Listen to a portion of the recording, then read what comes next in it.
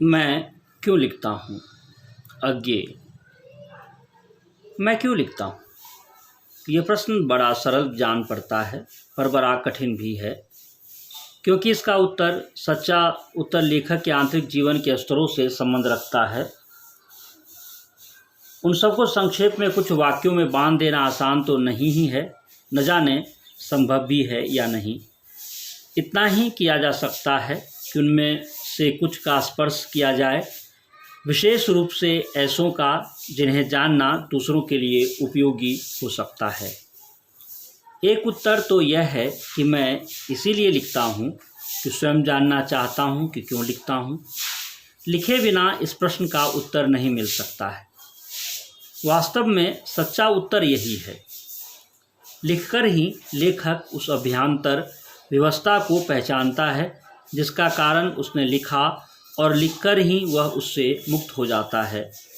मैं भी उस आंतरिक व्यवस्था से मुक्ति पाने के लिए तटस्थ होकर उसे देखने और पहचान लेने के लिए लिखता हूँ। मेरा विश्वास है कि सभी कृतिकार, क्योंकि सभी लेखक कृतिकार नहीं होते, न उनका सब लेखन ही कृति होता है, सभी कृतिकार इसलिए लिखते हैं। यह ठीक है कि कुछ ख्याति मिल जाने के बाद कुछ बाहर की व्यवस्था से भी लिखा जाता है, संपादकों के आग्रह से, प्रकाशक के तकाजे से, आर्थिक आवश्यकता से। पर एक तो कृतिकार हमेशा अपने सम्मुख ईमानदारी से यह भेद बनाए रखता है कि कौन सी कृति भीतरी प्रेरणा का फल है, कौन सा लेखन बाहरी दबाव का। दूसरे यह भी होता है कि बाहरी का दबाव वास्तव में दबाव नहीं रहता, वह मानो भीतरी उन्मेष का निमित्त बन जाता है। यहाँ पर कृतिकार के स्वभाव और आत्मानुशासन का महत्व बहुत होता है। कुछ ऐसे आलसी जीव होते हैं कि बिना इस बाहरी दबाव के लिख ही नहीं पाते। इसी के सहारे उनके भीतर की व्यवस्था स्पष्ट होती है। यह कुछ वैसा ही है जैसे प्रातःकाल नींद खुल जाने पर कोई बिछोने पर तब तक पड़ा रहे जब तक घड़ी का अलार्म न बन जाए। इस प्रकार वास्तव में कृतिकार बाहर के दबाव के प्रति समर्पित नहीं हो जाता है, उसे केवल एक सहायक यंत्र की तरह काम में लाता है, जिससे भौतिक यथार्थ के साथ उसका संबंध बना रहे। मुझे इस सहारे की ज़रूरत नहीं पड़ती, लेकिन कभी उससे बाधा भी नहीं होती। उठने वाली तुलना को बनाए रखूं तो कहूं कि सवेरे उठ जाता हूं अपने आप ही, पर अलार्म भी बज जाए तो कोई हानि नहीं मानता। यह भीतरी व्यवस्था क्या होती, इसे बखानना बड़ा कठिन है। क्या वह नहीं होती, ये बताना शायद कम कठिन नहीं है, या उसका उदाहरण दिया जा सकता है, कदाचित वही अधिक उपयोगी होगा।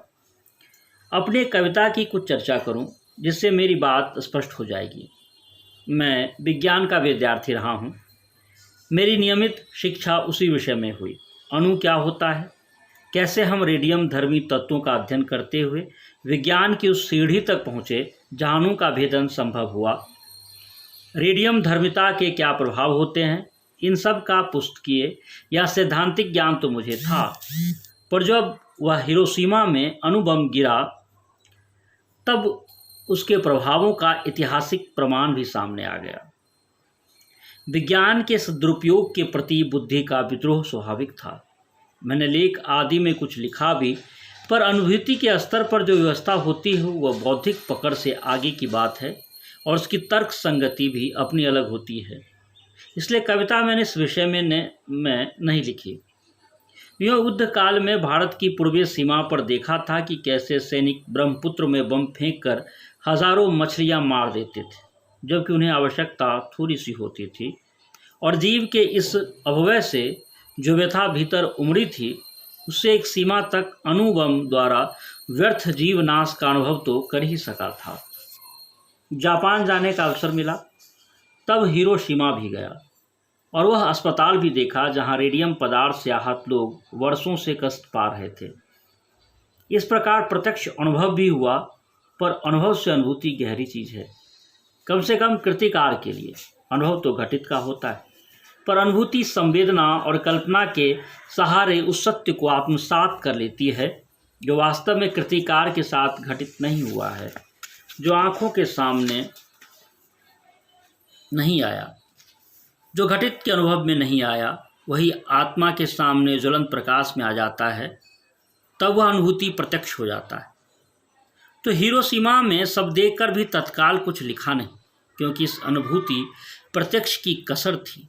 फिर एक दिन वहीं सड़क पर घूमते हुए देखा कि एक जले हुए पत्थर पर एक लंबी उजली छाया है।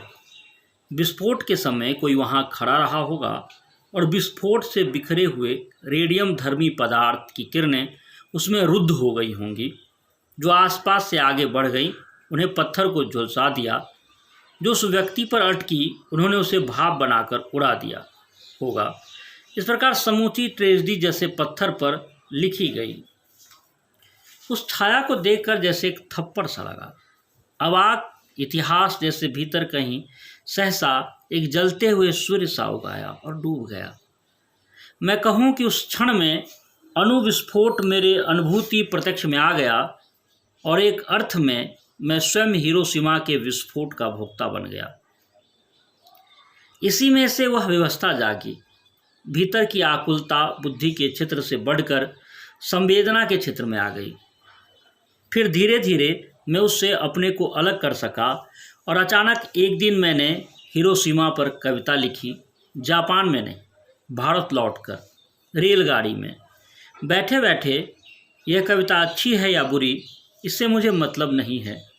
मेरे निकट वह सच है, क्योंकि वह अनुभूति प्रसूत है। यही मेरे निकट महत्व की बात है।